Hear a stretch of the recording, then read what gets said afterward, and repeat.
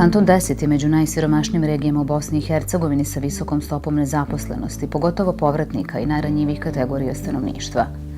Mali farmeri razluđene Kupreške regije imali su velike poteškoće da prodaju sopstvene proizvode, zbog udaljenosti od tržišta i teških uslova za proizvodnju. Ovaj problem je pogotovo pogađao porodice koje proizvode mlijeko i mliječne proizvode. U okviru programa koji UN agencije provode na području kantona 10, mali mljekari su dobili prijeko potrebnu pomoć.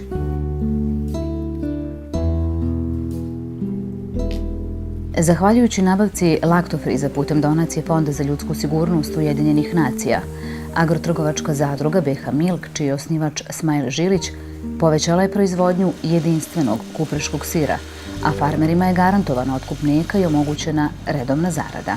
UNDP nam je dao laktofrize, znači oni su nam puno pomogli. Recimo sad ne moramo ići od čovjeka do čovjeka, nego imamo sabirna mjesta odakle skupljamo i ne moramo ići svaki dan, nego možemo svaki drugi. I zbog kvalitete mlijeka, a i zbog raslađivanja, pošto su temperature nekad toplije, nekad hladnije, mlijeko mora uvijek biti na negdje oko 3,5-4 stepena. Sirara je tokom 6 mjeseci postojanja razvila 5 vrsta sireva, svaki posebno jedinstvenog okusa. To su uglavnom tvrdi i punomasni sirevi, i to kupreški sir, kupreško-planinski, kupreški sir sa začinima, baška sir i kupreški dimljeni sir.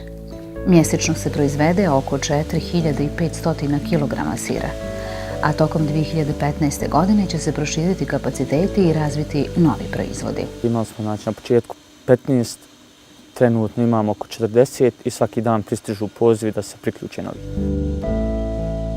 Domaći mljekari šansu vide u domaćem tržištu, na kojem je kupreški sir vrlo brzo našao svoje mjesto, zahvaljujući kvalitetu mlijeka sa kupreških pašnjaka.